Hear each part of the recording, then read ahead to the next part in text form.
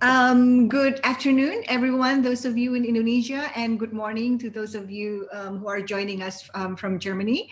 My name is Shafiah Muhibat. It's an honor for me to chair the conference today, which is a series, and we're going to continue tomorrow for the second session and then on Wednesday for the third session.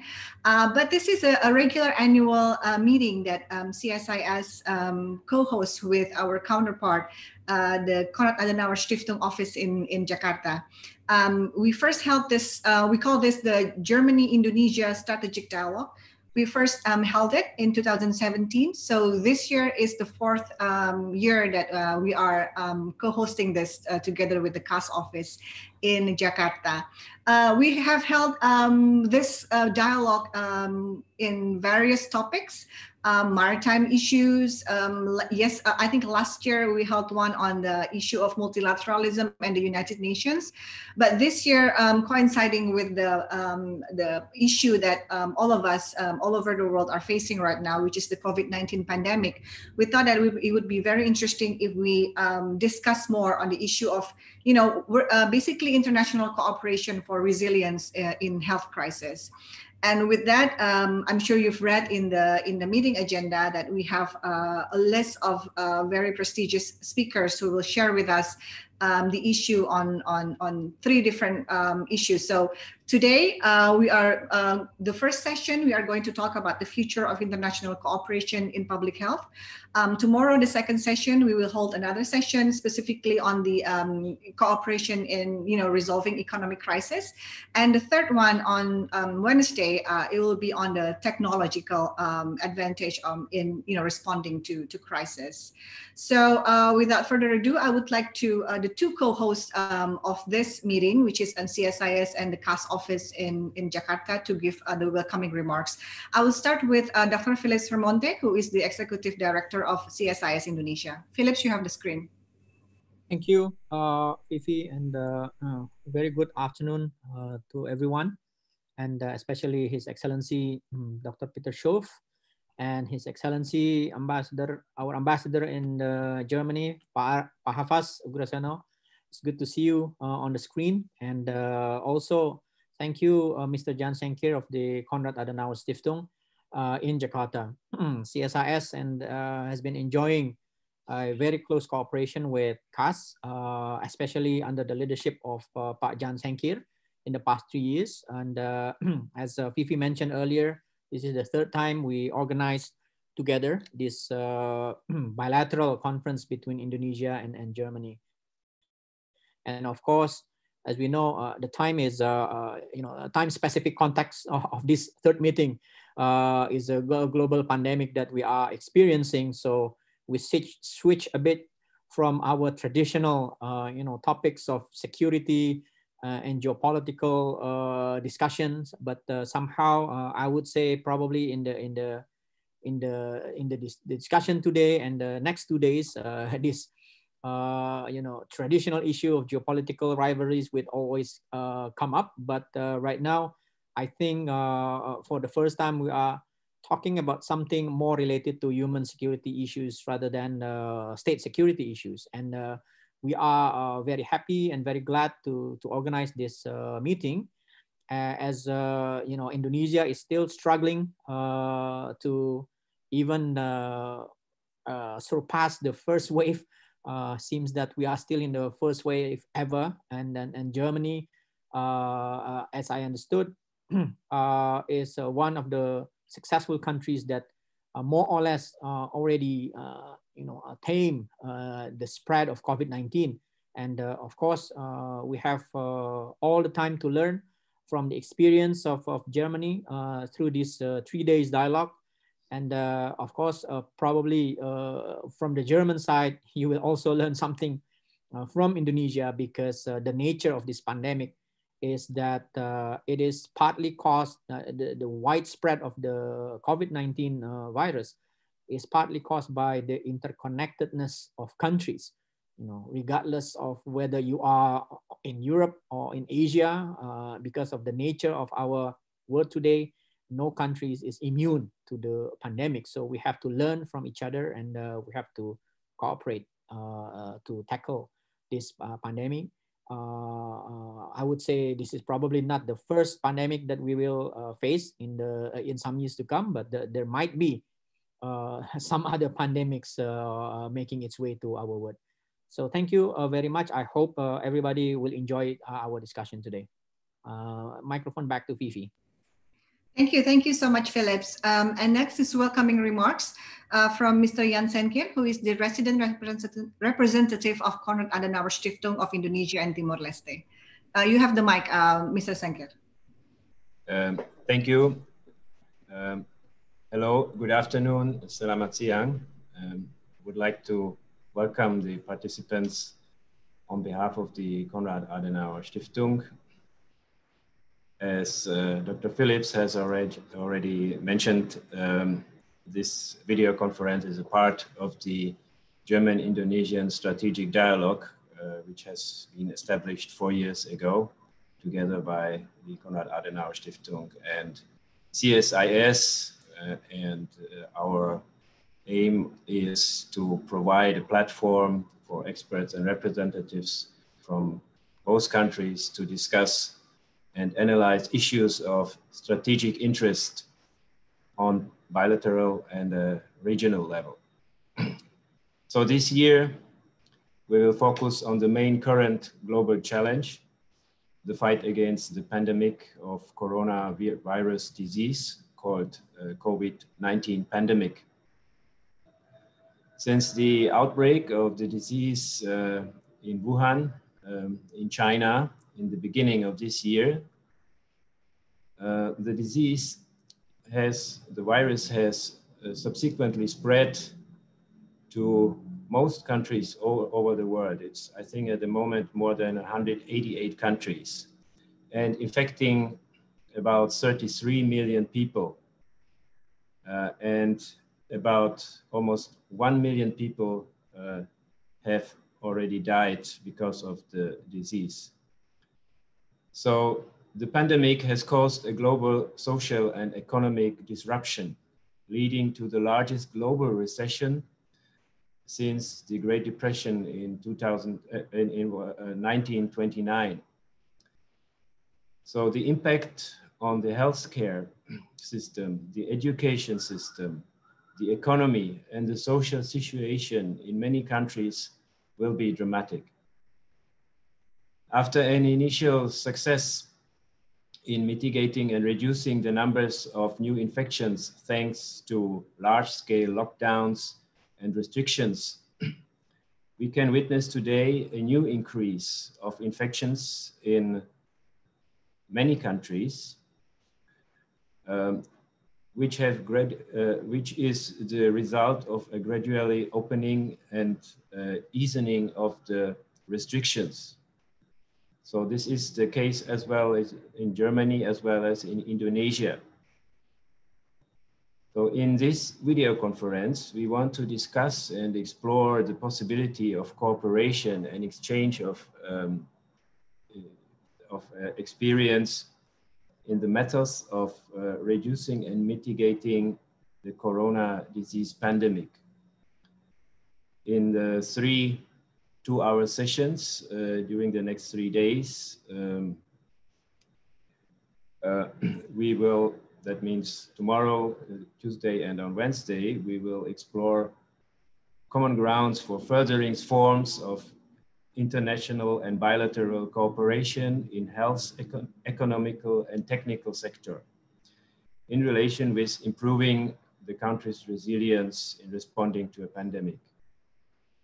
I'm happy that we succeeded to engage a number of experts from both countries to share their expertise with us. And I would like to thank our 2 guest speakers, His Excellency Ambassador Arif Havas Oegroseno, and His Excellency Ambassador Dr. Peter Schoof, as well as the other speakers for their participation. And last but not least, I would also like to thank CSIS, Dr. Phillips Vermonte, the Executive Director, and his team for co-organizing this conference and for the excellent cooperation during the last 4 years. And I wish all the participants an interesting and fruitful discussion.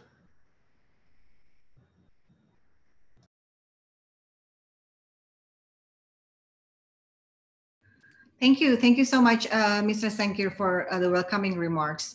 So I think to kick off the dialogue for this year, I would like to ask our two excellencies, the keynote speakers, to probably give us, some reflections on the handling of the pandemic in the country that you are representing. So basically giving the background for our discussion today. To start off, I would like to ask His Excellency Ambassador Arif Havas Oegroseno. Pak Havas, you have the screen. Thank you, Vivi. Assalamualaikum warahmatullahi wabarakatuh. Salam sejahtera bagi kita semua. Ambassador Peter Schoof, Pak Peter, how are you in Jakarta? And Pak Jan Senkir, the rep of KAS in Jakarta, selamat pagi, dan juga Vivi dan Philips. It's been a while, we have not seen each other, and I hope this session can also, in a way, make up all this time when normally I go to CSIS very often when I was in Jakarta.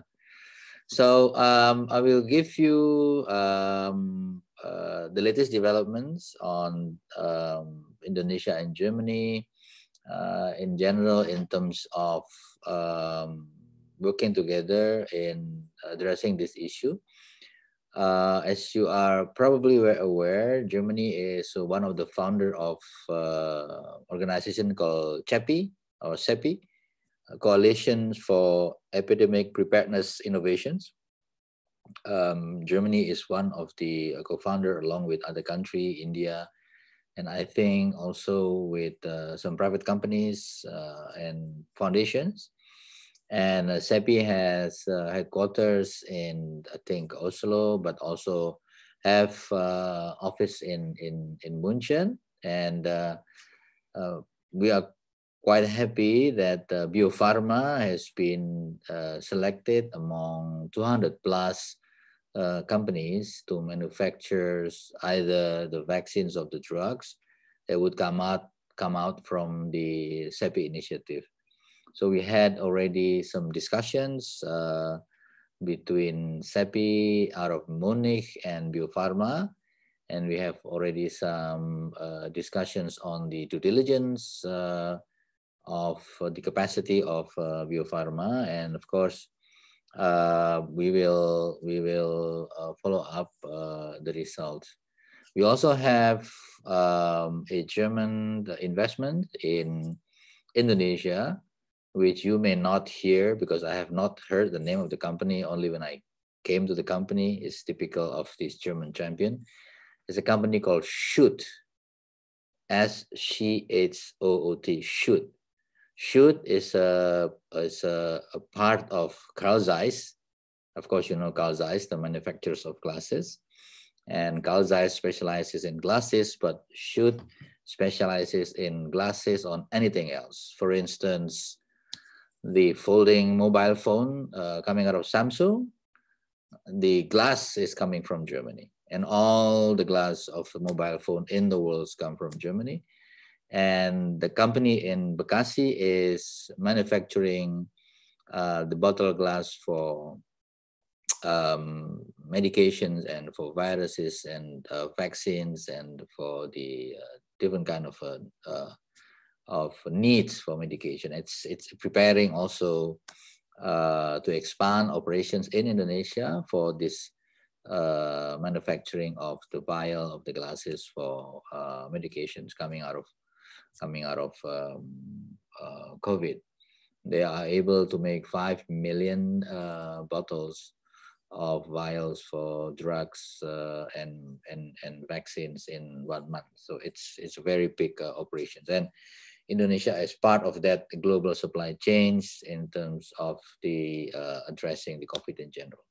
So I think that's what I can share with you on in general the relation between the two countries in terms of specific issue. I think in Germany itself, we basically are in the not really normal life, but we can resume activities. I went to different towns already. I visited factories already. Tomorrow I'm going to Karlsruhe.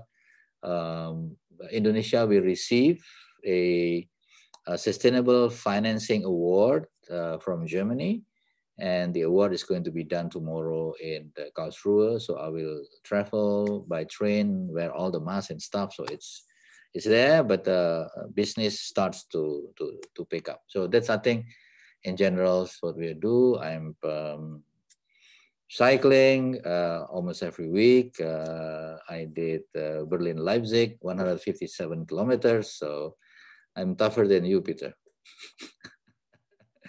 But you're also living it. The air is better. You have to admit.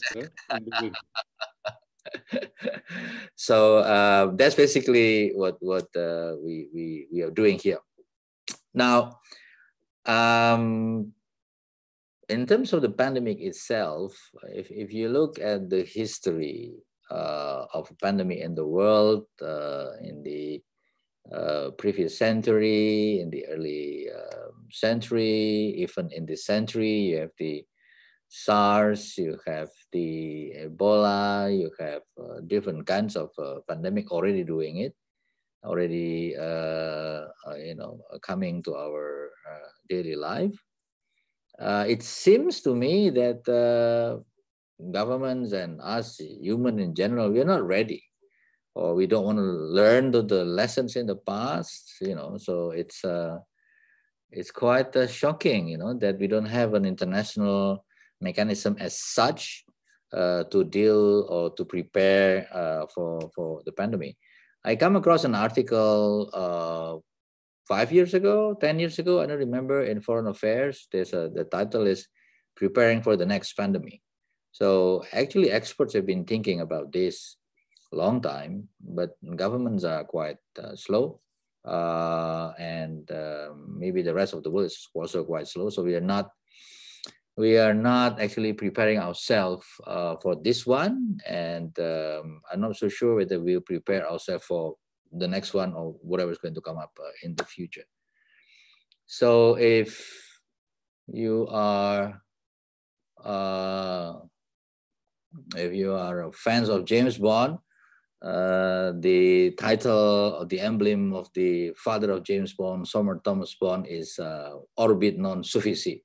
The world is not enough. So it seems that our world is not able enough to address this issue. And if you look it even further, probably one of the issue is just the fact that although we have multilateral statements, although we have many statements at G20, at the UN, but still at the end, the reality is that drugs manufacturers, vaccine manufacturers are located in individual countries, right? So at the end of the day, you will bound to have this, our citizens first, our countries first, whether you like it or not. This factor will come in when countries decide whether they want to work together with the region or with the global level. So this is, I think, the challenge that we have to face. Now, because the building blocks of international cooperation is bilaterals or individual country, I would like to touch to bilateral relation between Indonesia and Germany. I'm going to show this book. This is German and Indonesia. Peter, this is 500 years of medical relations between Indonesia and Germany. So before the Dutch came to Indonesia, the German came to Indonesia, the German doctors came to Indonesia. And they have some exchanges already. And until today, we have exchange of medical students, we have exchange of visits. Not as much as I would like to, but I think we have already the seeds between the two countries in terms of medical cooperation. So there are three ways I would imagine that Indonesia and Germany can work together to create a building blocks that could prove to be useful at the global scale. And I hope this three important aspects will come into the discussions in the next 3 days, and hopefully will come into the summary and recommendations coming of these talks. So the first is government to government. Jakarta declarations about strategic partnership between Indonesia and Germany clearly mention about health cooperations. So it is not yet effectuated. So maybe Fifi, you can ask Pak Hendra tomorrow, you know, how far we have done on this particular aspect, so we can do even further on the existing framework between Indonesia and Germany on the basis of Jakarta declarations. We can create an umbrella understanding on what type of cooperation we want to build. That's in the government to government also. We need to have some sharing of experience. We are not federal state like Germany. Germany is federal state, but in some extents, our governors behave more than federal governments in some cases. So the sort of similarity of structure is also good for us, Indonesia, to learn from Germany how you coordinate, how German coordinates among 16 landers or 16 federal states with the federal government in Berlin. For your info, Peter and not Peter, Philips and Fifi, Chancellor and Minister President, or the head of the landers, they meet regularly to assess what is the situations and what are the policy at all federal level and what are the policy at specific landers, because each lander has different situations. Some landers or some states have more cases, some has very few cases, so it really depends. And within the states, there are some smaller cities that are no infection whatsoever, for instance. So this is a variation is very high. So that's why policy tailor-made and policy at federal is very important. So this sharing of experience is something that both can work together. And of course, joint awareness program. You know, we have Germany have a lot of activities in Indonesia on the basis of either GIZ or on the basis of your own activities. We also do the same thing here through different Indonesian societies. So that's G2G. That's the frame. The second one is something that gave me an idea coming from the CHAPI, the industry to industry. Okay. And also coming from the fact that you have German investing in Indonesia, making the vials for medications and vaccines. So investments in health care issue, investments in the what do you call it, alat kesehatan, all elements in relations to healthcare, medications, joint research is something that we need to develop, because biopharma is one of the very few vaccine producers in the world that we can do in millions. We have been delivering vaccines across the world, so we have the capacity. And it's very interesting fact. We have one Indonesian from Surabaya, a teacher from ITS, who is now working in CureVac, working on the vaccine. So we have Indonesians in the German vaccine production system, and this could also be developed in the future. So that comes to the third part of my argument, which is university to university, academy to academy. So we have a very strong scholarship program, LPDP, and Germany is equally strong, DAAD. So we can also tailor some of Indonesian students to study epidemiology, to study virology, to study different kind of medical research to Germany. And of course, we can also invite German professors to do the same thing in Indonesia, so we can have an exchange of knowledge and exchange of information, and so exchange of expertise. As we are well aware, there are mutations, for instance, in COVID-19. In Indonesia, they have mutated, and also in Germany, probably, I have no idea. But these are the aspects that academy to academy and joint research university can work together. So I think these are the three aspects where we can explore further: G2G, industry, and academy to academy, so that the relations between Indonesia and Germany in terms of pandemic, in terms of health, is much more structured, and therefore it can also become a catalyst when we have, the next pandemic or whatever it is, and also as Pak Jan Senkir mentioned, on how to reduce and mitigate this particular problem, because we know exactly that humans can only remove, I think, smallpox so far after 200 years. We have not been able to remove any other influenza, no, Ebola, no. None of them have been removed. So COVID will be there. It won't go away.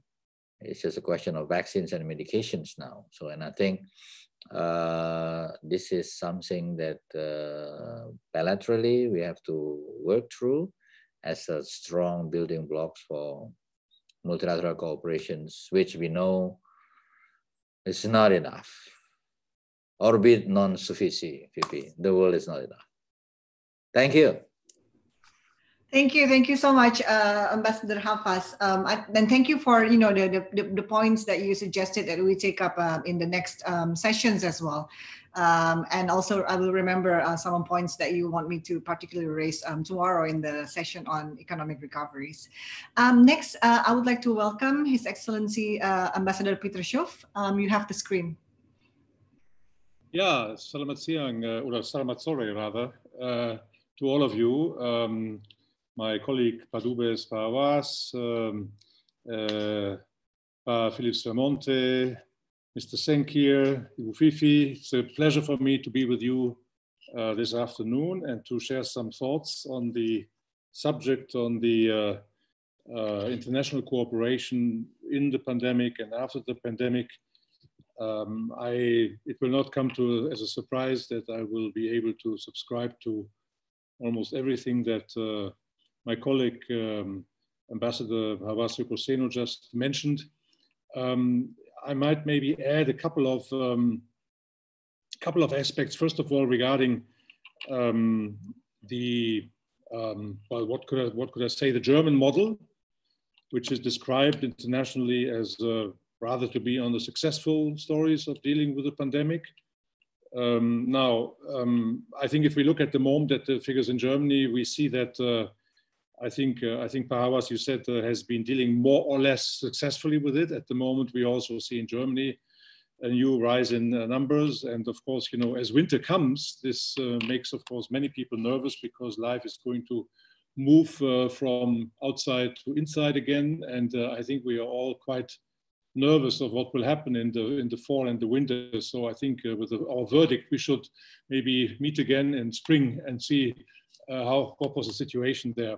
But I think nonetheless, it would be worthwhile to reflect a moment on possible reasons why in Germany things did not get that much out of control as it did in other countries. I always start this kind of reflection by saying that, look, this is a virus that is unknown. We don't know it. It's very difficult to come out with statements about it. I tend to be full of humility and say a lot of it is also sheer luck, that in very similar contexts that we had in Germany or in Italy, we somehow were not as much or as badly affected as others. But I think there are also a number of maybe things that we did that helped to alleviate the situation. I think first of all, and I think this is very important looking back at hindsight, is that it was a good thing and the right thing that we reacted very, very early on. And we reacted in a way, of course, that caused also some criticism within Germany, also by our neighbors. But I think it was in hindsight, not a bad thing that we have we didn't let ourselves be tempted by this idea of denial, that I won't mention countries, but you know whom I mean, that some countries did, that they did not want to recognize that the virus is also with them, and they were spared somehow, and it wouldn't come. And as Havas rightly managed, I mean, we're all in this together. It's a consequence of globalization. So I think the good thing was that from the start on, we did not resort to any denial. We accepted the fact that this would come, and this was something that would come big time very early on. The second thing I think that was good, also looking back at hindsight, that we immediately started into really substantial, massive testing to be able to detect at least some of the demographic particularities of the virus, how it spreads, where it spreads, how much it spreads. And of course, all of this not knowing really what this virus is about. But I mean, in the end, this emphasis on testing helped us also to develop then at some point with a sufficient and critical size of our testing capacity to develop a testing strategy, which made it then possible also back in May, when the first wave was kind of, I wouldn't say it was over, but it was kind of under control, to come from a general lockdown principle more to the regional or local solutions, where we defined the threshold of 50 infections per 100,000 within a week as the critical point that would trigger some intervention. So I think that has been very important. A third thing I think that was very important also in Germany compared to some other countries is that we have entrusted this whole situation from very early on to our scientific community, to scientists, to virologists, epidemiologists, whom we think are the best to advise government on this, and not politicians or other professions. So it is important. We had, as those of you who know Germany, you know that we have all these virologists are now very well known by name in Germany. They appeared with podcasts in daily news conferences and so on. So, and they enlightened also the public in a way that was quite accurate and detailed about how science actually advances in a situation of this kind, where you are confronted with what is basically an unknown phenomenon, and where they took the public into gradually and progressively into the things we could detect and maybe know, but also always explained very clearly what we not yet know, and there's a lot we don't yet know. Think about this whole debate of the viral mass that kids may spread. I mean, there were some debates. Some studies said, kids are not infectious, and then we realized that okay, kids are less likely to be infected, but in the end, as of a certain age, they have the same viral mass in themselves as grown-ups have. And so there are many issues that I think we did. But what I want to say, the point I want to make is that scientists took us plus the government through this process, and this was, I think, a very good thing. The fourth thing that I think was important, and Havas alluded to that, is our federal structure. Now, it is important to keep in mind that basically, if you look at our order of competences between the federal government and the states, I mean, all of these issues of health policy, health control is not competence of the federal government. It's part of the competence of the regional and local governments. So basically, there is not a law that would allow Chancellor Merkel to intervene in a specific situation in Bavaria and to say, look, you do it this way because this is why I want it and how I want it and this is how it should be. No, it was rather a round table process where I think it was a political, how shall I say, maturity of all the prime ministers that knew that politically it could be very damaging to them if they did not act in the mainstream in a situation like this, where you are faced with what is basically something unknown, also with an unknown outcome, that you want to be in the mainstream of how you react, and the way you want to compare notes, how others do. And also in a federal state, which is also in terms of connectivity, I mean, it's a central state in Europe, we have a lot of mobility. I mean, whatever you do, if you do some in the north, in Mecklenburg-Vorpommern, if you do travel restrictions for people from Sweden and Bavaria doesn't, I mean, then, I mean, the person could just come through Holland and go to Bavaria. And so, I mean, you have to, there were situations, obviously, where you had to find common solutions and make sure that you were in the mainstream. So I think it was also, all in all, I think the secret was in resorting to science, abstaining from I think, populism on this, and also trying to conduct the whole crisis management in a coordinated way between the federal government and the states. And I think what I would also add, what was very important, is that we had a situation where I think in Germany, and that brings me to the international dimension, we never had a reflex of blaming, you know, this is the Wuhan virus or whatever virus, you know, this is, as we live in globalization, I mean, this is not helpful from our point of view. So in this sense, the objective of my government has always been that we realize this is a global phenomenon, and you can only fight and contain this phenomenon through a global and coordinated international and multilateral approach. That is why WHO for us is extremely important in that. That is why initiatives like Gavi and COVAX and TRIPI are very important. We try at this point in time, I think, to dispel, and I think we can legitimately do this, any reproach of, let's say, vaccine egotism or medical egotism. As you know, as you may know, we have among the more advanced platforms 2 German companies, BioNTech and CureVac, that was mentioned earlier, that are in phase 3 or phase 2 for the case of CureVac.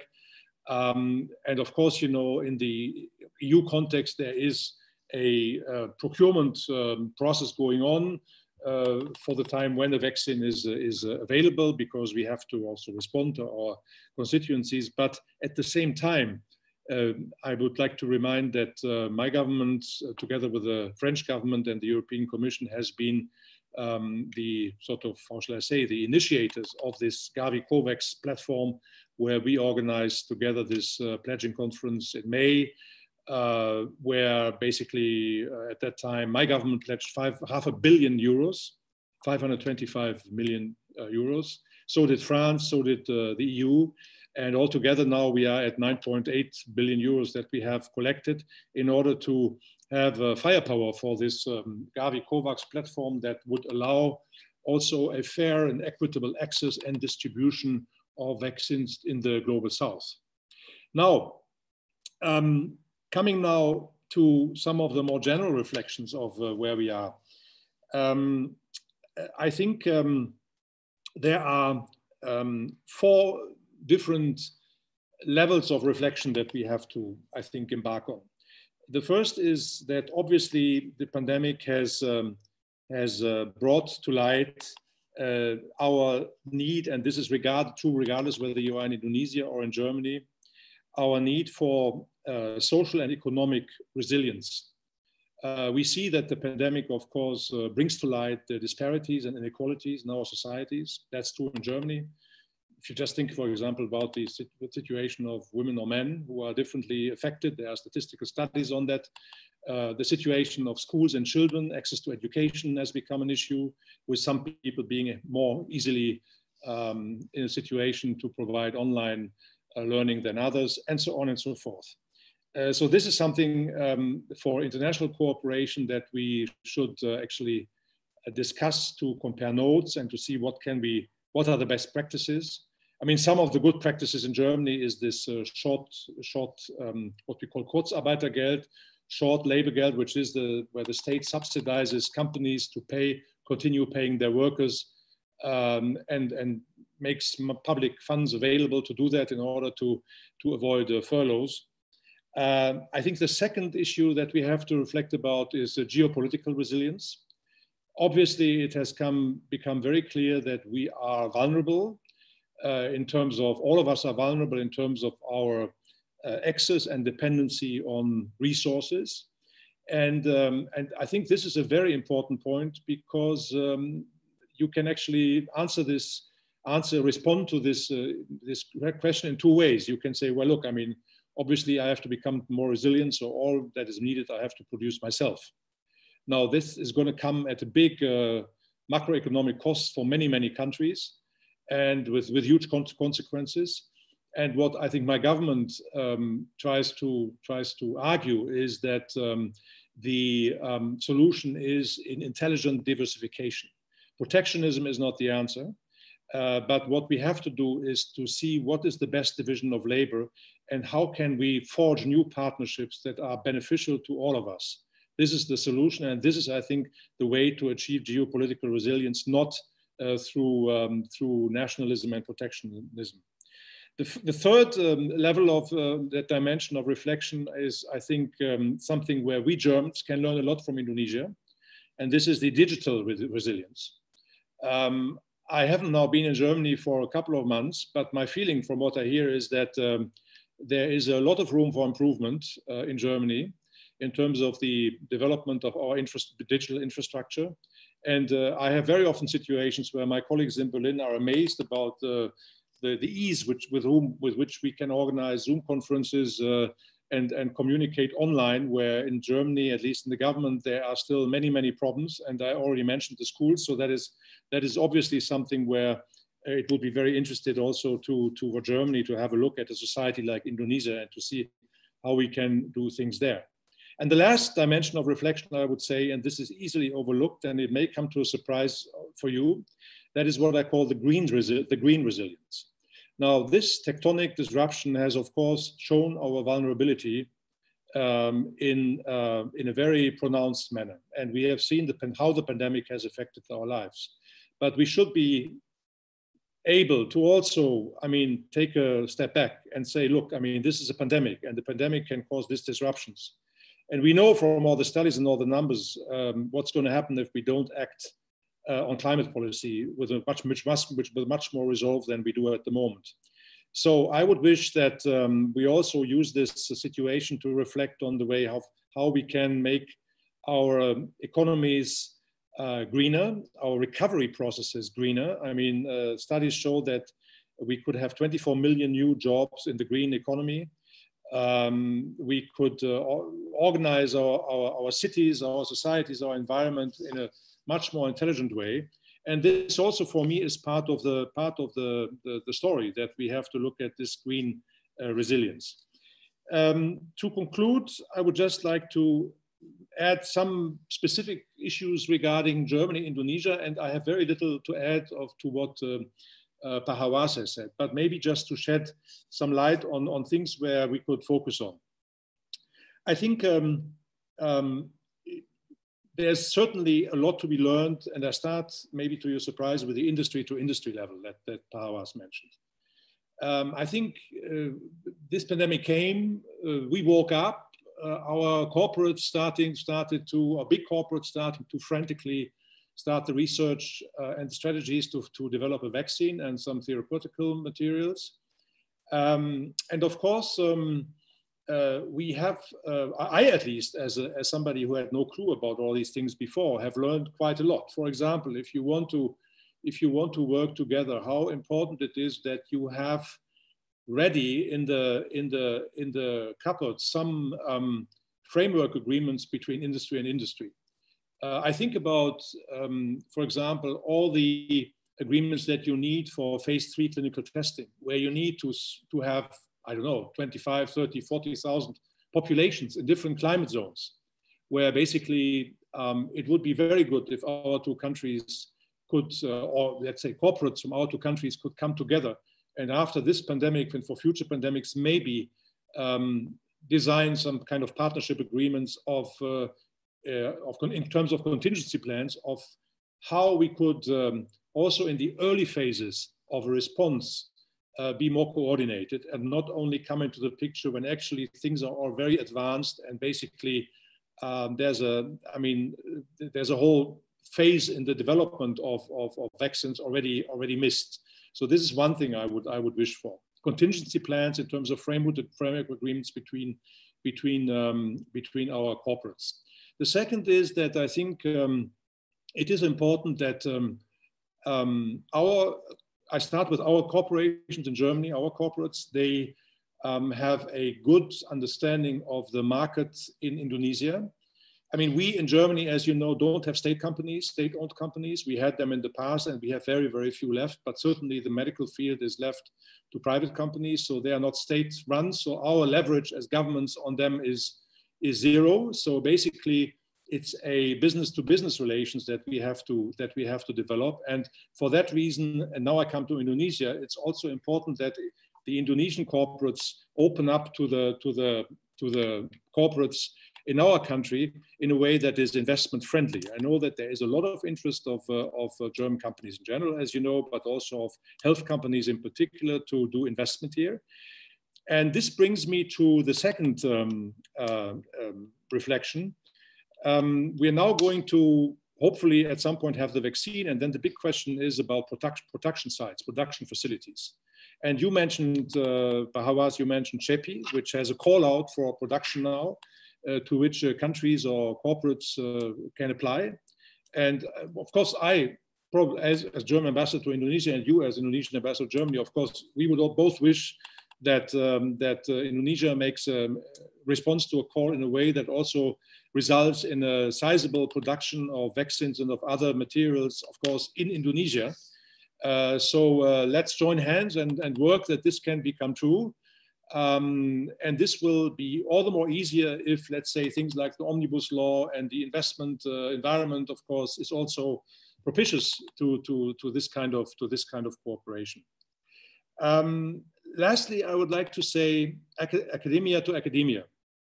I think this is certainly a field that we should after we have managed the first response, do much more about. You mentioned LPDP, which is a good facility in Indonesia to fund scholarships in other countries. Havas, you know that we are struggling very hard to bring our German universities a little bit more in the top 100 of the group of universities that are listed in the LPDP best of lists. We think that our German universities are underrepresented in this list, and whatever we can do to improve their ranking in the LPDP list, the better, because we see now in this pandemic, if you look at the German research landscape, well, I mean, look, we are not, as you know, known for praising ourselves and saying how good we are, but certainly I think we can say that we have some solid research infrastructure and solid research institutions. I think that would also be very interesting for Indonesian scholars and scientists. And so hopefully, as a result of this situation, we can also fix a little bit that situation there. I've spoken a lot, but let me not finish without making one last remark, and that is the very positive thing, because I have not spoken to G2G. I cannot let this opportunity pass by really without really emphasizing how positive it has been to see the very multilateral spirit on both sides, on the side of Indonesia and of Germany, in the way we have tried to respond to this pandemic in general. We have been from the very start together in this Gavi COVAX initiative. We have been together in this ministerial group on collaboration on COVID response, where Minister Retno and my Minister Heiko Maas were two of the initiators. We have been making very clear, not last week at the meeting of the Alliance for Multilateralism in a joint declaration, how important, how actually without that the multilateral response is without alternative if you want to come to grips with this situation. And that has been, I think, an extremely positive experience also for me as ambassador to see this, and possibly also for you, Havas. So that's it from my side. Thank you very much for your attention. Back to you. Thank you so much, Ambassador Schoof, for the reflections on the various levels of cooperation between Germany and Indonesia thus far. So again, I would like to thank both ambassadors for their remarks, which I think will be very useful for us to carry on into this session and the next sessions as well. So I think now we can begin our panel discussion for today. As I have mentioned, the topic of today is the future of international cooperation in public health.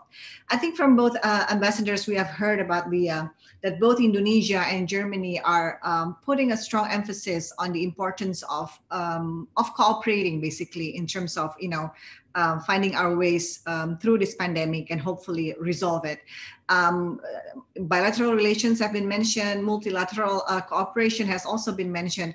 But I think, this pandemic occurs at the same time when there is also decreasing trust and confidence towards multilateralism in general. So not only in health issues, but decreasing trust towards multilateralism in general. This includes, institutions like the World Health Organizations. So that's why, we designed this panel discussion today to try to explore the future of international cooperation in public health. So to discuss this important issue, we have two very excellent speakers. The first one, I would like to invite Ms. Diah Satyani Saminarsih, who is a psychologist and public health advocate from Indonesia, who is currently serving as senior advisor on gender and youth to the WHO Director General. Previously, she served in the government of Indonesia as a special advisor to the health minister in the area of partnership and sustainable development goals. So without further ado, Ibu Diah, first, thank you for joining us today. I'm very honored to have you here. And now you have the screen, please. Thank you. Thank you, Ibu Fifi. Good afternoon, Excellencies, Excellency Ambassador Oegroseno, Ambassador Schoof, Pak Sekir from Konrad Adenauer Stiftung, and my good colleague, Philips Vermonte. Long time no see. It's nice to see you again. Greetings to everyone in Jakarta, in Germany. I'm signing in from Geneva. Let me share my screen.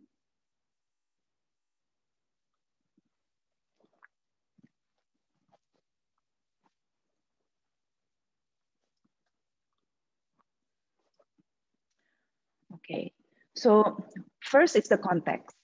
WHO, as a reminder, is working towards, we are serving countries advocating health in all policies. And that means there are at least three points, key important points that we continue to advocate until today, is that we take a systematically takes into account the health implications of decision. So there is a health facet into any decision. We seek synergy across sector and avoid harmful health impacts to improve population health and health equity. We convey these 3 points continuously to our member states, and we hope that this is reflected very strongly.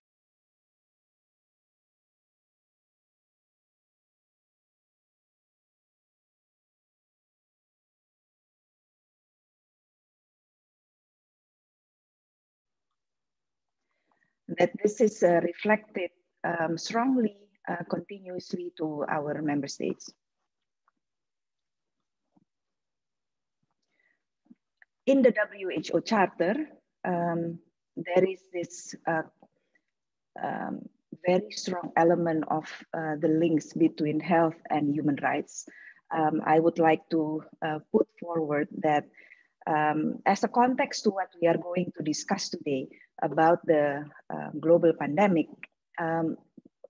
we are experiencing all elements now, and the pandemic push us to take into account each and every single thing that is reflected here. What is the right to participation, no discrimination, the freedom of movement due to the lockdown, the right to privacy. We mentioned earlier the ease of getting connected now. What is the right to privacy? When we are when we used to have regular office hours, we have set the date, okay, no more office work after 7 p.m. Now, with the ease of connectivity, such boundaries becomes grayer. The right to information now, WHO is setting up, we have now the information against misinformation department in WHO, because the tsunami of information coming in about pandemic. The right to education, how can we ensure that children get the education needed? Not only children, but the young adults who are in their higher education phase right now. We start to question food and the food security, the nutrition. Later on, I will touch on the impact of the pandemic on the health system. And this actually impacts the disruption of essential services in the health system, impacts monitoring and evaluation to food security and nutrition. Also the right to water and also sanitation, how the pandemic exacerbate violence against women, torture and slavery to some extent, to some extreme extent perhaps, and then how the misinformation then exacerbate also harmful traditional practices. So this context of what WHO is working on, I think is exposed to its a very high degree because of the pandemic. Now, let's reflect on the world we lived before the pandemic. At least before December of 2019 or before January of 2020, we are living by the rule of the SDGs. The WHO was launching its with the along with the collaboration, a strong collaboration with Germany, the Global Action Plan on SDG 3, and it was launching this initiative globally to make sure that all countries achieve the SDG 3. But that was the world we lived before the pandemic.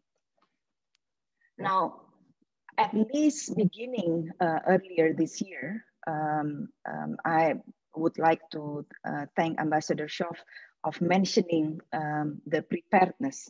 The beginning of the year was actually the red flag of reigniting country preparedness against health emergency, because the pandemic didn't just happen all of a sudden beginning in March. It happened actually in gradual causes, at least from the end of December, and then it builds up until it was announced as a public health emergency of international concern on January, late January, and then it was then again announced as a pandemic in mid-March.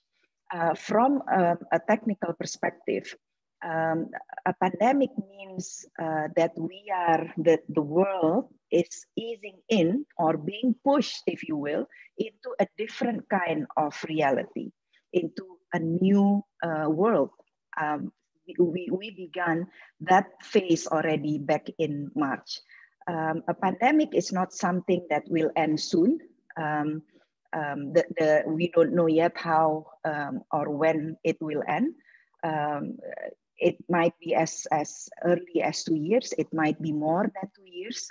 And this is where multilateralism and interconnectedness in the world today plays a very important role. Because if, let's say, 5 countries among the 212 countries that are now experiencing pandemic, let's say 5 got into the endpoint really well, such as Germany, or Thailand, for example. The Director General just had a press conference where he highlighted several countries that has been doing well so far. Let's say 5 or 10 of these 212 countries got to the end of the pandemic relatively well. It doesn't mean that the pandemic ends. So the pandemic will not end until all of the world has successfully flattened the curve or cut the number of new cases. It depends on a lot of things. It depends on treatment, of course. It depends on diagnostic, therapeutics. I will touch upon that later. It depends on vaccines, but it also depends on public health and social measures, which we at WHO call the non-pharmaceutical interventions. So until there is a set of treatment for or drugs for to cure COVID, or there is a vaccine to prevent from COVID, then we have to continue to deal with this pandemic situation through public health and social measures. So the non-pharmaceutical interventions are key. The global impact of the pandemic, this is data as of 6th of September. As of yesterday, actually, the number of deaths has hit the 1 million people mark globally, more than 26 million cases. These are the countries with the highest cumulative number of cases. These are the countries, 5 countries with the highest number of cumulative deaths. So this has been going on for at least 7 months now. We are going into the 7th month, and we haven't seen an insight yet. The COVID-19 has, numerous impacts in different sectors in development, not only health. Ambassador Schoof mentioned about the geopolitical situation due to the pandemic impact. I would like to take an example of how the COVID impacts health workers globally. This is a dashboard from the United States where it is believed that the number of deaths from health workers are highest in the world. And this is an article where WHO said that over 22,000 healthcare workers are infected globally. WHO also just issued a scientific brief where we said that 90% of essential health services globally are impacted by the pandemic. And then there is Germany, where the Lancet has put Germany at a higher standing than other countries as far as the ability or the success to prevent infections from the health workers. So health workers have a very low infection rate in Germany and very low also mortality rate compared to other countries. Now, beyond health, that is on the health worker, but what is the impact beyond health? And I would like to highlight the impact beyond health to women and girls. This is issued by the UN Women, where it says the impact, it's actually a shadow pandemic accompanying or happening in parallel to the COVID-19 pandemic, where it impacts the violence against women and girls, gender-based violence, domestic violence, is equivalent to $1.5 trillion.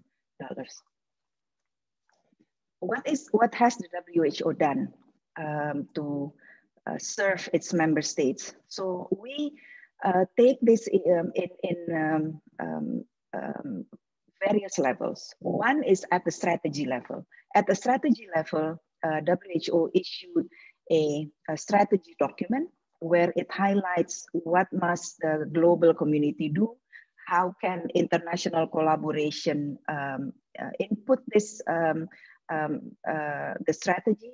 What we hope or what we implore member states to do at national level, at policy level, right down to the community level on providing extra protection and attention to underserved communities. At the technical level, we issued numerous guidelines.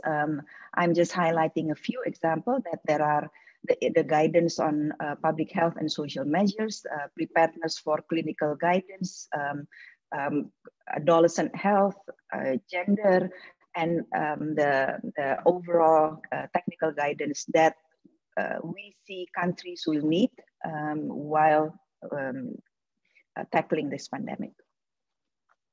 But how does what is the implication on the SDG? I think going back into the SDG will provide us with a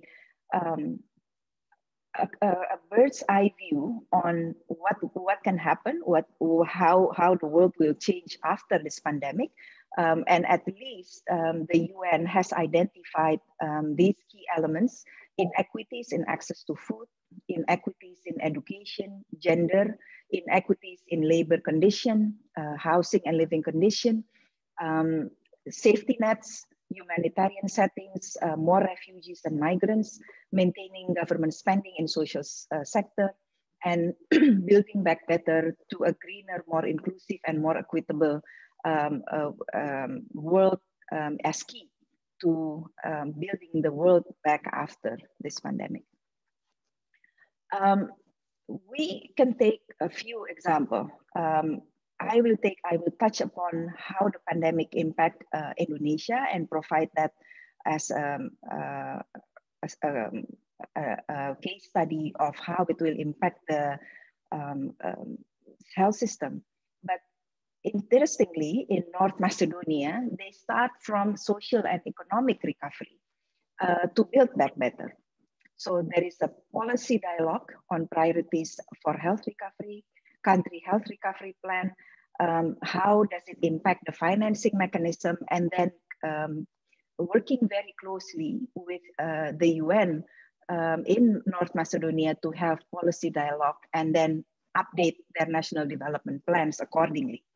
So if we want to do this, should Indonesia or other countries is going into this path, then perhaps a future thinking must be taken into account on how do we build back better? How will we take the technical elements of containing the pandemic as first and foremost? What is the policy required? What is the regulatory framework required? And then what will be the scenario for the future, and how it will impact the persons in the countries. I would like to highlight the multilateralism aspect in two elements very strongly connected to the pandemic right now. One is access to medicine. WHO has issued this document, Improving Access to Medicine, which was a WHO resolution from the World Before back in 2018, in World Health Assembly in 2018, where we say that countries should have equitable access to medicine. It should not be dictated by pharmaceutical companies, and WHO will then help countries negotiate lower prices to rapidly introduce pre-qualified generic formulations. In relation to the pandemic, now the WHO has launched the Solidarity Trial for drug repurposing. And this is also to ensure that countries have information, knowledge, and also then the most important thing is equitable access to drugs and treatment needed to tackle the pandemic. The second one is the ACT accelerator. Ambassador Schoof talked about the COVAX facility, which we encourage heavily to countries. We see that solidarity, togetherness, collaboration, strong multilateralism and leadership is needed to handle this pandemic successfully as one world. And the ACT Accelerator will ensure equitable allocation. Now we have 156 countries in the ACT Accelerator, where Germany, France, and the whole EU is basically a strong supporter to this facility. And we would like to encourage equitable access to vaccines once they are ready. Now there are 10 vaccine candidates in the COVAX facility. So basically, the ACT Accelerator talk about three things. That's the vaccines, therapeutics, and diagnostics. The three vertical pillars and one horizontal pillar have a strong relationship with one another. Basically, vaccine, therapeutics, and diagnostic will then support health system strengthening. And the vaccine now, as I said, in the COVAX, where CEPI, Gavi, and WHO is leading this pillar, and also UNICEF is in this vaccine pillar. And also in therapeutics, there are other stakeholders in therapeutics and diagnostic. We would like to ensure that all three are accessible to all member states. The assumption of the ACT core, the ACT Accelerator, are the substantial gap in the immunity to COVID-19 is one that we have to address very strongly, because as I said earlier, if we have 10, 12 countries successfully coming out of the pandemic, we have 212 countries in a pandemic right now. And we need to ensure that all 212 can end the pandemic successfully. And it means that we have to fill the gaps in vaccine, how to access the vaccine, that everyone has equitable access to the vaccines, equitable access to the therapeutics, and then also to the expansion of PCR technologies, which is diagnostic, where many countries now are still struggling to increase their testing capacities, and we need the expansion of PCR technologies to also reach all the countries. And the relation to health system strengthening is key, because when the pandemic hits, the one thing that is very much impacted by the pandemic is the health system of each country. By health system, we mean that it doesn't only affect the hospitals, for example. It also affects the primary healthcare, and as well as the hospital and the secondary and also the tertiary level. We would like the health system to remain robust and intact, and therefore we need to ensure that strengthened primary healthcare will be key, because then when vaccines are available, the point of dissemination or distribution of vaccines will depend heavily on a robust and transformed primary healthcare, as well as therapeutics and diagnostic. And that is one.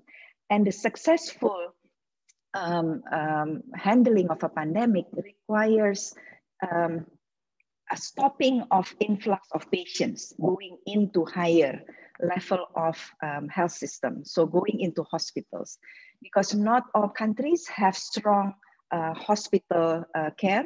Unlike Germany, perhaps, I think Germany and Thailand are two very interesting cases. One is very strong at primary healthcare level, which is Thailand, and Germany has very strong in both primary healthcare, but also a very strong and robust clinical care and management to prevent deaths from happening. And this is a very interesting case to look at when we see the health system getting hit by a pandemic. The health system is needed for a long time to come and for the coming future, because one is the vaccine. And then the second one, we will face a world where 90% of essential services is disrupted already. And what is essential service? Essential services are maternal and newborn health, adolescent health, sexual reproductive health services, also nutrition, monitoring of stunting, nutrition level, monitoring of NCD, all of which are very strong key components to typically lower middle income countries, where Indonesia is one. I would like to end with a case of Indonesia, where primary healthcare strengthening are key to fend off the pandemic from happening in 85% of the population, to prevent the influx, the uncontrollable influx to the hospitals. It touches on the teaching, tracing, testing, treatment and isolate, and also training of health workers, where each of these 5 elements are being mentioned in the WHO strategy. So training of health workers, we have the WHO Academy. Again, Germany is a very strong supporter of that, along with France. We have, and the rest are the key intervention, non-public health, non-pharmaceutical intervention, where WHO is continuing to advocate to member states, to our member states, to do, because we cannot now put our hope into the vaccine yet. I think we have to consciously divide between the world before, the world we are now living in with the pandemic, and then what we want in the future. WHO is consistently cruising into going back and forth in those 3 different realities, if I can say that. And we continue to implore to countries to strengthen their health system, more into the primary healthcare system. I think this is where I would like to end, and look forward to answer some clarification later. Thank you. Thank you so much, Ibu Diah. I think that was a very rich presentation. I mean, you presented different aspects of the health cooperation, from multilateralism in improving access to medicine to issues of primary healthcare transformations, and I think that's very helpful for us in this discussion. Before I begin to the second speaker, I would like to remind all participants that you can post questions through the Q&A feature if you are joining us through Zoom platform.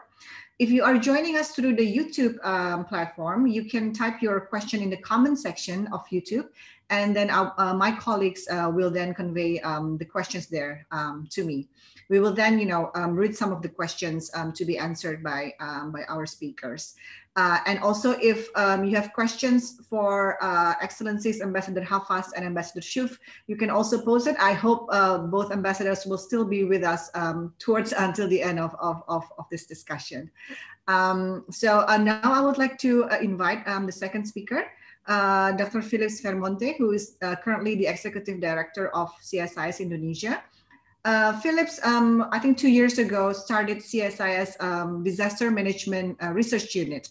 At that time, he designed the unit to do research responding to various natural disasters. But now this year has taken new topics, areas of research, which is on the pandemic. So without further ado, Philips, the screen is yours. Thank you. Thank you, Fifi. And thank you for Ibu Diah Saminarsih for making my life easier, because practically she has explained all the, probably most of the information coming from the WHO that we need to know. But now I'd like to focus on the different aspect of the international cooperation by starting my presentation by saying that there are actually short-term and mid-term and probably long-term way of thinking that we need to take into account when it comes to the future of international cooperation in public health. In short term, I think I agree with Ambassador Havas earlier that regardless of the fact that WHO, as mentioned by Ibu Diah Saminarsih earlier, that the WHO wants to ensure equal access to medicine and encourage global cooperation in this area. But because the nature of the pandemic, that all countries are kind of nervous to find the quote-unquote easy solution to the pandemic, that is vaccine. And Ambassador Havas is correct. We cannot ignore the possibility of countries being realist, that they would prioritize their own citizen. And I think the existence of a WHO is exactly to prevent such thing from happening. But as we know, hopefully, this multilateralism that encouraged by WHO will prevail. In the midst of this, as I mentioned in the introductory remarks, the current competition between the two superpowers.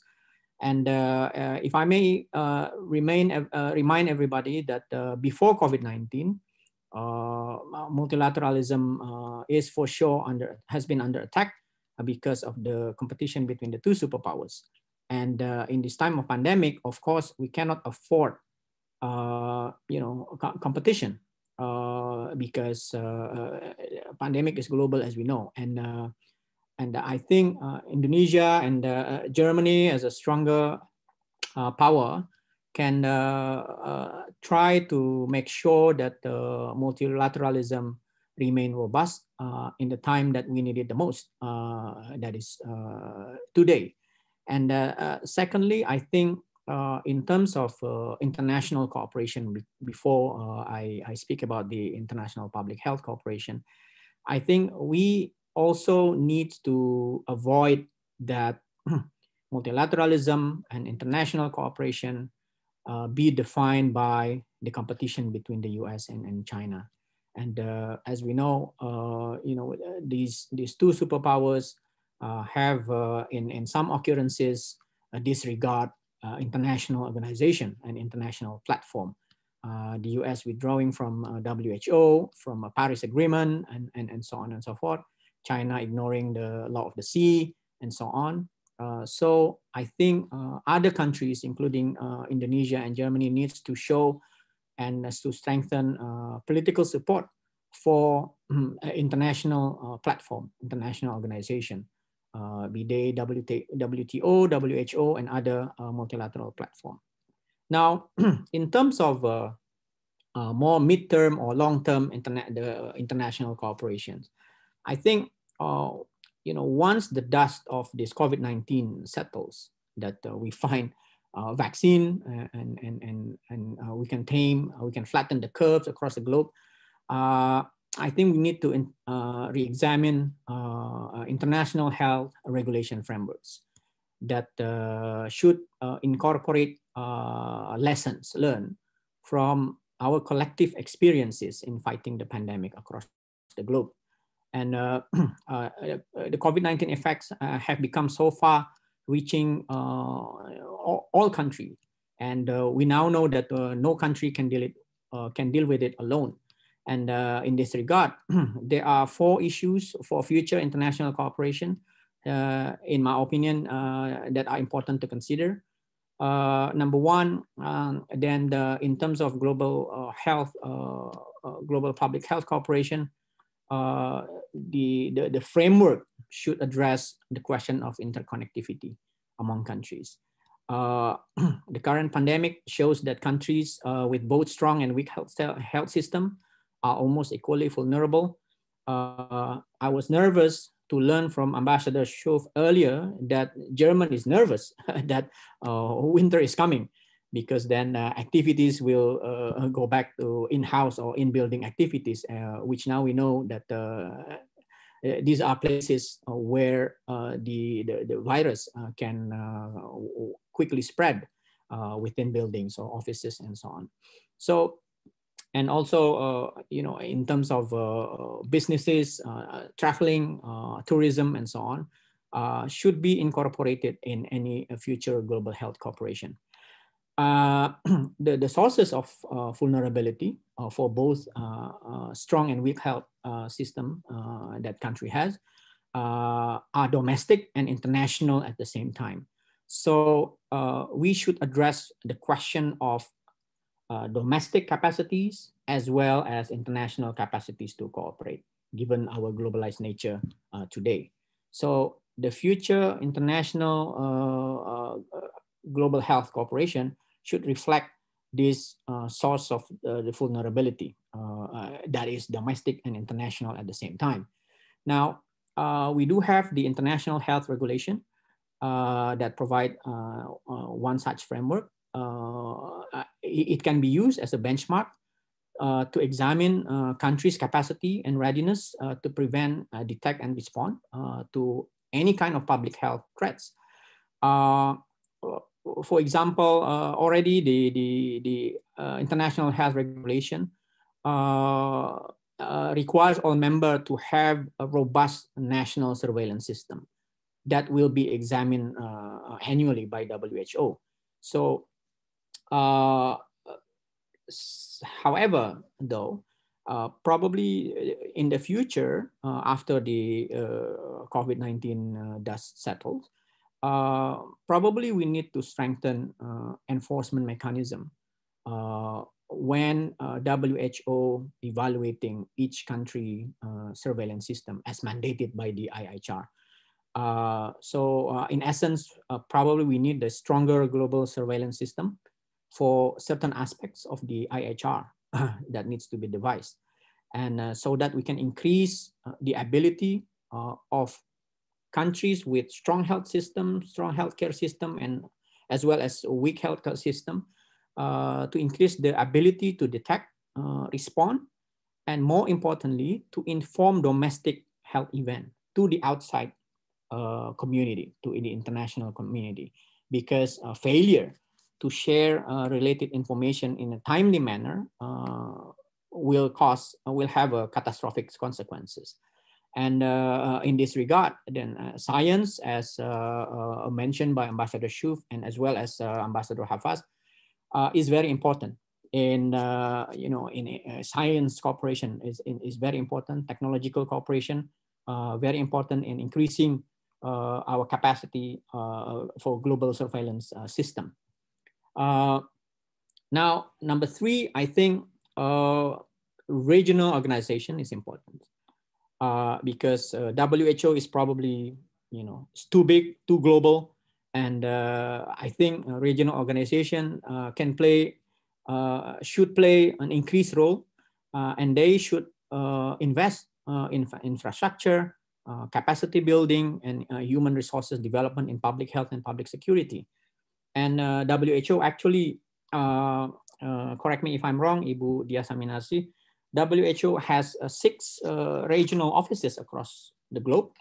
One of them is what they call Southeast Asia office that is based in New Delhi. And it's not Southeast Asia as a region as we know it, ASEAN, for example, but it is mandated to take care of the health-related problem in Southeast Asia. And within this, the 6 regional offices in Southeast Asia, there are 2 offices in Indonesia and in Thailand. So what I'm saying is maybe we need to strengthen the cooperation between regional organizations and WHO through these regional offices. I believe there has been a cooperation between the 2 entities, but the COVID-19 pandemic instructs us to have a deepened and cooperation between regional organizations and international organizations such as WHO, so that it can be region specific in accordance to the need of the region, because relative to global organizations that are sometimes very complex, regional organizations probably slimmer and better situated to understand the national and regional context of their member states. And therefore, I think it's very important to keep this in mind. And Indonesia is one quite important player in the regional setting. And as I believe, we know very well that Germany is also a very important player in Europe. So when it comes to cooperation between Indonesia and Germany, and Indonesia, Southeast Asia and Europe, I think there are a lot that can be done in the future so that this regional organization could support the implementations of existing global framework, including the IHR, through various mechanisms. Number three, national government and regional organization, I've been saying this from time to time, should focus on the 8 core areas identified in the IHR, coordinating policies and legislation, coordination, surveillance, preparedness and readiness, response, risk communication, human resources, and fully functioning labs, which i.e. which is scientific part of this international cooperation.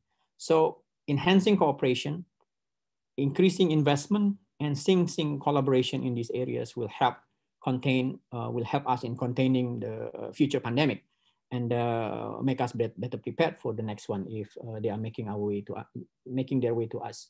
Now, with regard to bilateral relations between Indonesia and Germany in this area of public health, I think there are numbers of opportunities that we can think of as just to add a little bit of what has been put forward by Ambassador Havas and Ambassador Schoof earlier.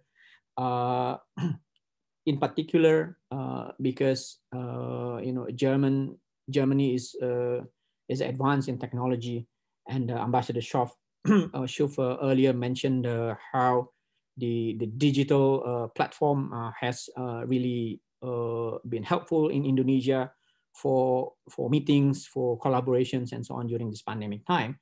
I think Indonesia and Germany can accelerate cooperation in information infrastructure or e-health, for example.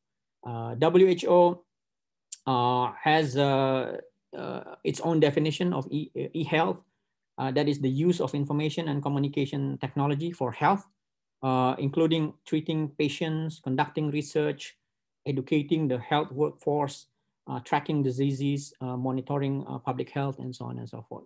These areas, the use of technology, I believe it will be discussed more specifically in the third day of our bilateral dialogue, I think is very important. And Germany has been leading in technology, and Indonesia is very ready. I think our younger generation are better equipped and very knowledgeable in this digital area, and I think we should tap this opportunity to increase cooperation in building information infrastructure related to public health in Indonesia and probably in Germany. And secondly, I think what will be the platform for this bilateral dialogue? Ambassador Havas Oegroseno and Peter Schoof mentioned about the Jakarta document, but I think we have a long history of cooperation in public health area. Ambassador Havas showed us the book of 500 years of cooperation in health between Indonesia and Germany. My memory is shorter, Ambassador Havas, but I do know that more recently, in 1996, German-Indonesian Medical Association, or GIMA, was established. And this certainly can be and should be deepened as a platform for public health cooperation between Indonesia and Germany. And there is a historical modality for this, because our first president, Sukarno, in the early years of our independence back in the 40s, actually called for help from Germany. And Sukarno got 500 German medical doctors and pharmacists to help building up basic medical supply and public health system in Indonesia. So in terms of the Republic, the cooperation had a long history, even since the 1940s. And now I know that German-Indonesian Medical Association has about a strong 300 members, mostly Indonesians. So we need, I think, to increase membership from the other side of the organization, that is from the German side. But my short research informed me that this cooperation under the platform of the Medical Association mostly done on the areas of the future of medicine, neurosurgery, pediatrics, cardiovascular diseases, and so on and so forth. Now I think maybe public health will be an important aspect, and I think what we quote unquote admire about the German disciplines of the society, I think something that needs to be built in this lesson learned that Indonesia might be benefiting from the cooperation. But there is a case where, and this is again related to domestic aspects that I mentioned earlier. This platform, there was an attempt to establish a German hospital and a biomedical institute that held by Germany. Due to it did not succeed due to layers of bureaucracy within Indonesia, and then I think that showed us tell us something that international cooperation, bilateral cooperations needs to be linked to kind of an internal reform as well, because it requires policy adjustment and probably adjustment in regulation as well. And that's the homework from the Indonesian side, I think. Another platform is that I think the concept of triangular cooperation that has been taking place in the past few years. Indonesia, I think, quite involved in the South-South Triangular Cooperation, but Germany is also one of the countries that is very supportive of this kind of triangular cooperation. It has a kind of a political foundation in Germany. If I may quote the former Minister of Economic Cooperation and Development of Germany, His Excellency Wizorek Zoll, famously quoted that he said, many problems, climate change, migrations, etc., cannot be solved without the developing countries' capacity and disposition to cooperate. And with this kind of understanding, I think Germany is leading the way in very actively involved in assisting developing countries, because they know the link between developing countries and more developed countries. And so it become one of the foundation of the triangular cooperations, in which Germany has been actively taking part. And lastly, I think sister cities within the context of decentralization in Indonesia and the federal system in Germany that has been explained by Ambassador Schoof and Ambassador Havas Oegroseno. I think we need to enhance sister cities program that put public health cooperation as one of its cooperation. And right now, I think not many cities in Indonesia has this kind of city-to-city cooperation. And listening to Ambassador Schoof explanation that the authority to tackle the pandemic lies within the hands of local government or the states in the context of Germany. And Indonesia, more or less, we are still trying to figure out how we should manage the relations between the central government and the local government in the context of tackling the pandemics.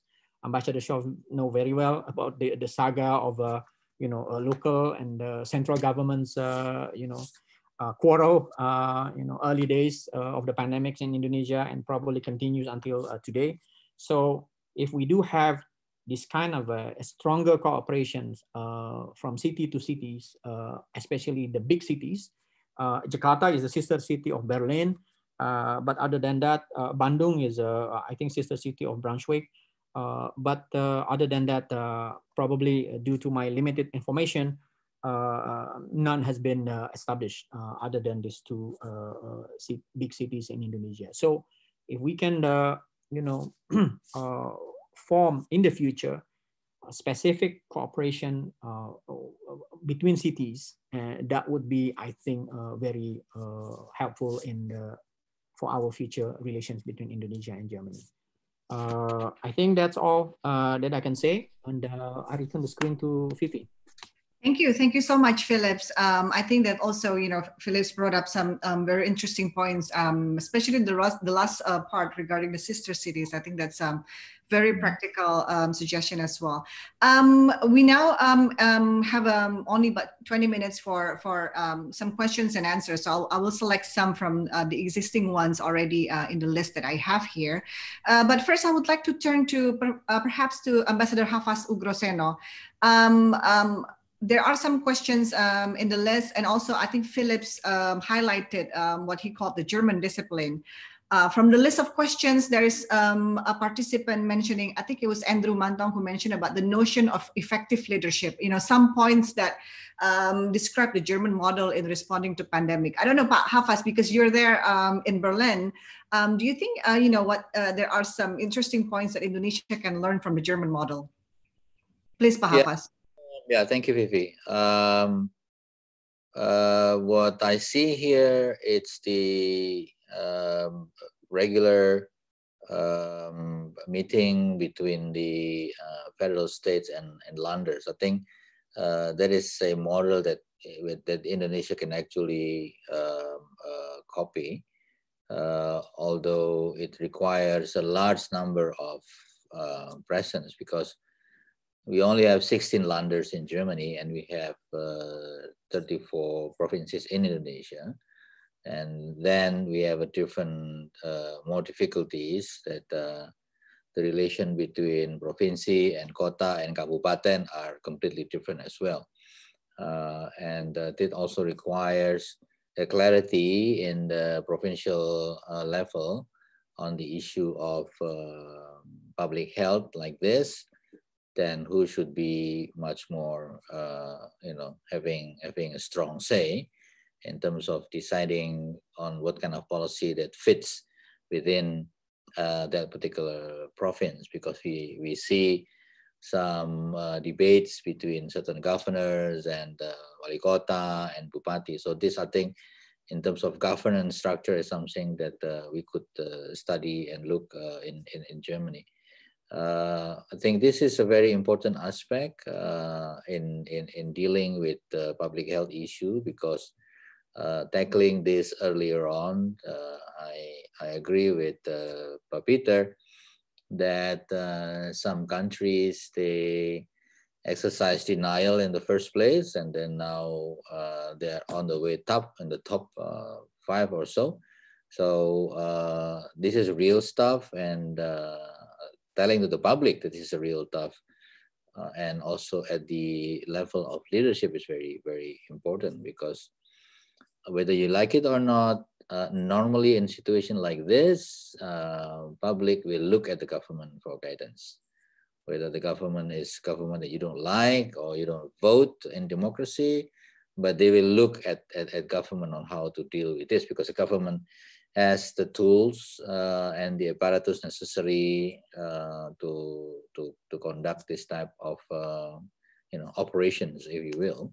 So I think the German model, in terms of how you develop a national policy and then how you develop a tailor-made policy for different landers or province or different city, I think it's something that that we can look, because we have in some part of Germany where the infection is very low, We also see some kabupaten or even islands in Indonesia which have green zone or very low or even no infections at all. So we are very varied, the same. I mean, Germany is a very big country, the biggest in Europe, in European Union in terms of the landmass. We are archipelago with 17,000 plus islands, with 5,000 plus islands with people on it. So it's almost the same in terms of the structure. Other countries, I would say, successful because of their size are relatively smaller, say New Zealand or Singapore, or probably in Europe in the context of maybe Liechtenstein or Luxembourg. So it's easier to manage, whereas a larger space like us, it's much more challenging. So I think those are the questions. I have to run, Fifi, because I have another discussions. It's not as globally important as pandemic. I have to talk about how Indonesia can sell its Arabica to German coffee roastery. I have a personal responsibility because I am actually a certified barista. Doing here, I do a barista course. So again, Pak Peter, I'm a cyclist and barista. So I take note of a number of homeworks that we have discussed in the first part of discussions. I hope those homeworks is something that you can put in the recommendations of this seminar, and please share with me so that I can follow up. Terima kasih once again. Thank you, vielen Dank. Selamat siang, good afternoon for colleagues in Indonesia. Thank you, Pak Peter. Thank you so much, Pak Havas. Appreciate you joining us in this dialogue today. Thank you, Pak. So next, I'd like to turn to Ambassador Schoof. There are several questions in the list that I have, but there is one particular I would like to highlight. I think it's from Johannes Ivan. He inquired more about the European Union, so basically the handling of the pandemic at the regional level in Europe. Would you care to elaborate a little bit more about, how it is handled in the EU? Because here in Indonesia, we have ASEAN, right? And there are efforts to also handle it at the regional level. There are challenges, but perhaps there's one or two that we can, learn from the EU as well. You have the screen, Ambassador Schoof. Thank you very much, Ibu Fifi. Well, I mean, this is a delicate question because as some of the speakers have highlighted, I mean, regional organizations should basically be in a position or in a situation to provide a more situative response to phenomena like pandemics like this. Now, in the European Union, let me be very honest. I mean, at the very start, it didn't look very, very good. I mean, I think there was, I can say this because I have nothing to hide. There was, at the very beginning of the pandemic, there was a lot of criticism, both from within the EU, but also outside the EU, because we were seeing that member states were reacting really completely independently, and there was a lack of coordination in terms of medical response, but also in terms of travel restrictions and so on. Now, to be fair, let me say that, the European Union is a very complicated animal. The most complicated part of it is order of competences. I mean, there are policy areas which are, as we say, communitarized, like trade or agriculture, where the European Union can act. It has means at the disposal. The member states have basically given their competency to act in these fields to the European Commission.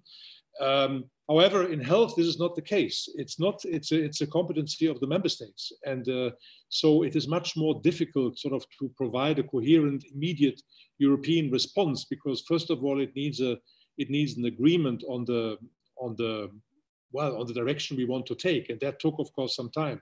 It also took some time because, of course, there were different levels of infection rates. I mean, if you think about northern Italy at the very beginning, which was really terrible. I mean, people were dying by the hundreds every day, whereas we in Germany were less affected, and however France and Spain were more affected. So I think what did not work very well at the beginning was to really provide open channels of provision of protective materials, for example, masks, for example, lab materials, because countries were concentrated too much. Well, I mean, it was a logical thing. They were concentrated very much with the immediate response that they had to provide. I think as the pandemic progressed, things in the European Union have become much better. I think both in terms of guiding our health policy response. We are now in a situation where there is a coherent policy, I think, more or less in the EU. We have a coherent policy on travel and immigration, for example, where I might say, by the way, because I read also one other question in the FAQs, it is true that we have only a very limited small number of countries from outside the EU which are considered non-risk and for whom immigration is unproblematic. And of course, the big majority is not on that list, including Indonesia. However, if I may say that we still have, at least as far as Germany is concerned, we still have a good toolbox of exceptions. For example, we had family reunification visas, we have business visas, we even had the so-called sweetheart visas, quote unquote, which were meant to bring together young people who are not married, so they don't constitute a family, and they were sitting in Indonesia one and in Germany the other, and they couldn't come together. So we have opened opportunities for mobility, in spite of the fact that in general, Indonesia, like most of the other countries in the world, is considered a risk country, and therefore there is limited possibility in immigration. So also, and this is my last point, I think, where we have, I think, in Europe done a spectacular response is in the economic recovery chapter. We have put together a package of 1.8 trillion euros. I don't even know how many zeros you would need to express this in rupees. So this is an enormous amount of money, which also includes some innovative concepts like mutual debt, which was very controversial for a very long time in the EU. So we really want to show to our member states and to our citizens in the European Union that the European Union is a union of solidarity. It's a union that counts particularly in moments like that, where really our citizens are facing this enormous pressures, being in terms of health, being in terms of the economic situation. So I think to answer in a very short way at the beginning, I think we've been quite clumsy, but I think in all of the different policy fields, the response of the European Union has progressed, and I think is now up to the situation. But again, I say this with a caveat that we have to speak together in April or May when the winter is over. Thank you so much, Ambassador Schoof. Okay, thank you so much. Now I'd like to turn to Ms. Diah Saminarsih. There are quite a few questions addressed to you, but maybe I'd highlight at least a couple of them. The first one is related to distribution of vaccine. I mean, you mentioned in your presentation that the WHO helped countries negotiate lower prices. There was one question from the participant asking, how can we ensure that pharmaceutical companies comply with providing affordable COVID-19 vaccine when they are available? So that's one question. The second question probably that you would be interesting to address here is that the role of the youth in finding solution to the pandemic. What can actually the youth how can they contribute in finding a solution to the pandemic? Maybe we'll start with two questions first. Ibu Diah, the screen is yours. Thank you, Bu Fifi. There is a WHO resolution, as I mentioned earlier, on access to medicine. That relates or that ties into our current situation where we are trying to repurpose drugs to ensure that we find the right treatment components for the COVID pandemic. WHO is supporting member states to ensure that at the national level, the negotiations between either countries, it is reflected also in the national policy. And then if it's reflected in the national policy, then negotiations between countries, national policymakers, and pharmaceutical companies can happen. WHO role in this case is to ensure that those two elements are reflected in the national policy, and that is through a WHA resolution. So I think there is this divide on WHO role and then national policymakers' role, regulatory roles at country level, where then it can take forward the negotiation with pharmaceutical companies, but WHO is providing the framework of ensuring that equitable access becomes also a priority of the pharmaceutical industry, if you will. And then specifically on the role of youth, we have set up. We are on the process of setting up a WHO Youth Advisory Council, not only for the pandemic but also to support the WHO business, if you will, the cross-cutting elements in WHO global health policy making to ensure that youth are engaged meaningfully throughout the process, from the planning into the advocating at national level.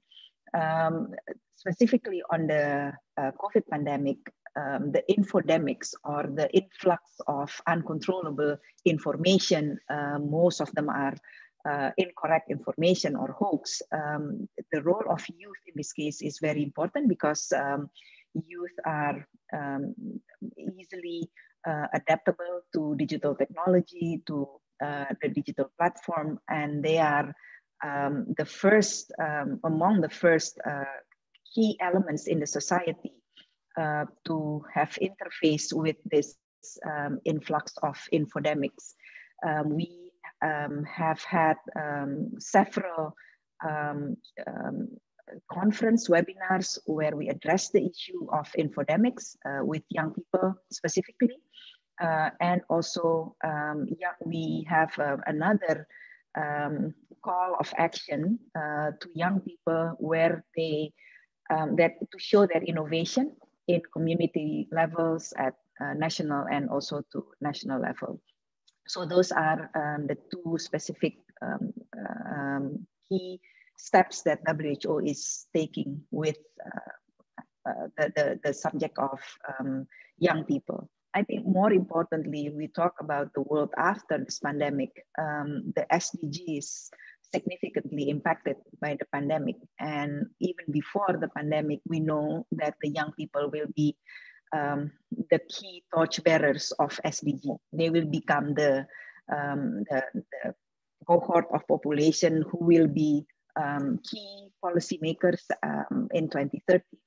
If we know the role of youth then, but also now, I think it has become especially important to make sure that young people is embedded or engaged meaningfully in the process of building a better world now.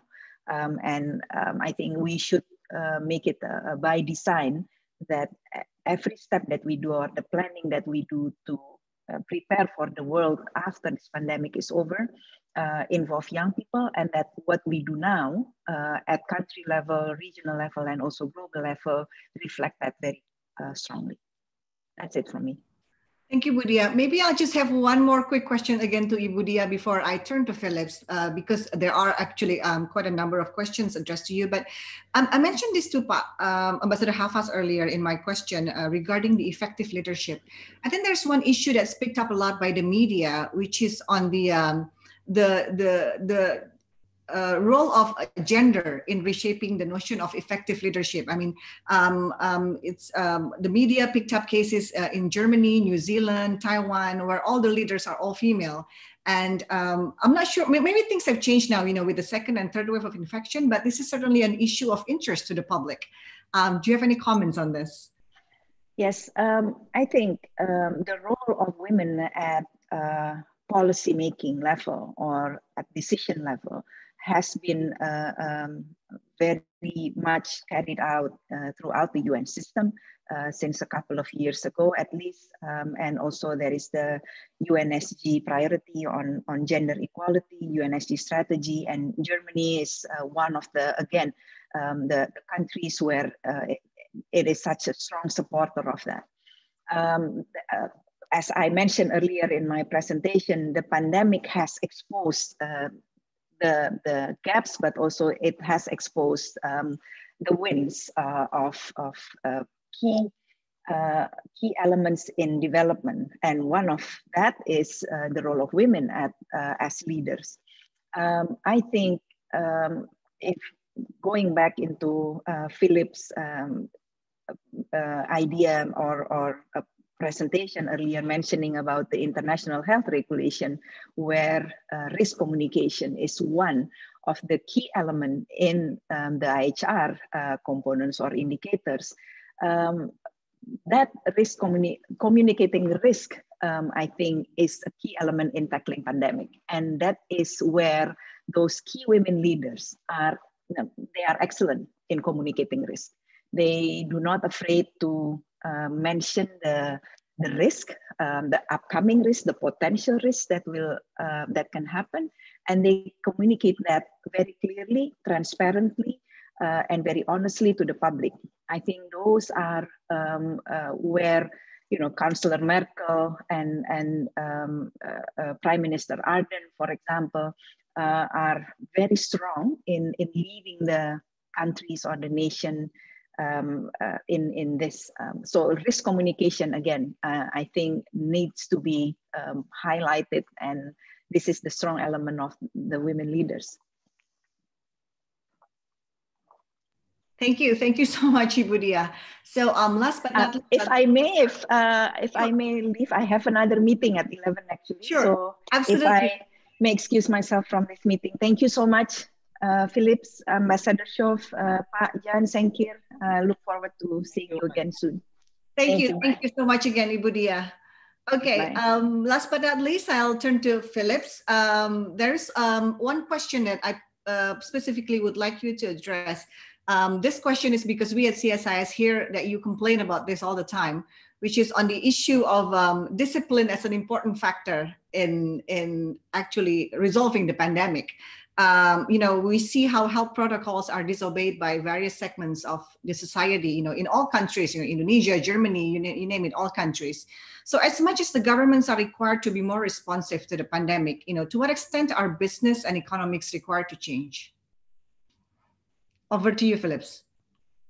All right. I think this, of course, the government cannot do it alone, because the nature of this situation that we are facing involves everyone, from government, businesses, society, families, and so on and so forth. So for sure, we need to change, and the society also needs to change, and the government also needs to change. From the government side, I think earlier Ibu Diah Saminarsih clearly mentioned about risk communication. That the component of this risk communication is transparency and clarity from the side of the government, and then they should not hide any information from the public. And from the business side, I think right now we already changed. CSIS already changed as well, that we are required people to work from home, and technology help us. And then not only CSIS, I think all businesses now change their mode of work, because you cannot afford people traveling, even if you have a private means of transportation or using public transportation and so on. And again, in the private sectors also, I think they need to enhance their risk communication. Normally in various businesses, they have this units of health and security, for example. Our state-owned companies have all this kind of a unit within their businesses, because we cannot afford businesses to collapse, and so they have to take measures, so that pandemics or any other challenges that would disrupt the processes of businesses will cost them. And I think one important area that is under study in Indonesia is about the civil, about the people.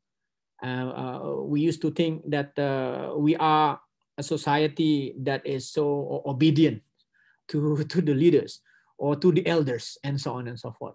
And pandemic exposed different facts, harsh reality that even that is not the case, in many places across Indonesia. So what is the source of this quote unquote disobediences of people to follow protocols and all that? I think this is a part of the risk communication, that people still think that the risk of contracting virus is less than the risk of not getting money, for example. And that's where I think the government should play a very important role. Businesses, they need to communicate and find measures for the safety of their employees and so on and so forth. So the whole society needs to change, and then I hope that we can do that again. Probably we don't have time earlier to discuss the German model, the German discipline, and so on. But I believe learning from countries where they have been successful, there are two things that are important. Number one, I think, is good governance. Authoritarian government can have good governance. A non-democracy can have good governance. Singapore, China, and so on. And secondly, and this is the area that Indonesia still needs to work on, establishing good governance. Number two is the people, whether or not they cooperate with authorities when they are instructed to do certain things. Back to you, Fifi. Thank you, Phillips, actually, for sort of like summing up our topic for today. Sure, Ambassador Schoof, you have the last remarks, please. Can I just mention one or two things that I think after this debate are important and they should not be forgotten. And I come back to this multilateral dimension. I think we are both democratic societies and democratic governments, and we tend to maybe overlook this. But I think if this pandemic has shown one thing, that then it is that we need a multilateral consensus. Although this may sound superfluous, we need a multilateral consensus to accept science. I mean, the world is full of these fake news, conspiracy theories. I mean, in Germany as well, by the way. I mean, you talked about discipline. I mean, there are places, and I will not mention them, but sometimes you just wonder what's happening in people's mind, what's going on with them. So I think what we may take as part of the policymakers or technocrats for granted, that we all believe in the rational things and the obvious. I mean, this is obviously a challenge. There are segments of society who are living on another planet, and I think the challenge is how to address them. And also, and this relates to this, I think an important multilateral effort will be also required to make this whole issue of the containment and fighting of the pandemic to be seen as something non-partisan. This is not about a Wuhan virus against an American virus or a virus from somewhere else, but this is a global phenomenon which has to do with the way we all have organized our world, and that's why we all have to deal with that. And the last thing I would say is, I think, and this is one of the biggest challenges to where there is no tailor-made solution, how to resolve the tension between the primacy of public health on the one hand and the necessity of economic recovery on the other hand. That is a big challenge. I think it's very difficult to see, and I think you cannot find one size fits all. Every society, every economy is different. But this is, I think, very important that on this particular issue, a government brings a coherent story to its public. But that's it from me. Over to you. And thank you very much for this inspiring afternoon. Thank you so much, Ambassador. So I think we have come to the end of our discussion today, the first webinar of the series of 3 webinars that we're going to have. But I think, in essence, I think both countries, Indonesia and Germany, and also the rest of the world are, settling to adapting life with the new normal and making peace with the current presence of the pandemic. So, dialogues like this, I think, is an important ways to, improve cooperation to minimize the impact of pandemic and trying to chart a new normalcy for both countries. So I apologize for being 10 minutes late in ending the dialogue today, but I hope that everyone can join us again tomorrow and also on Wednesday, exactly the same time, so 2 p.m. in Indonesia and 9 a.m. In Germany. So thank you so much for those of you joining us today. I see a long list of attendees. So thank you again for all the participants who join us both in Zoom and in YouTube. And hopefully we will see you all again tomorrow at the same time. So thank you again to all the speakers and the panelists for today. And please stay safe and stay healthy. Thank you.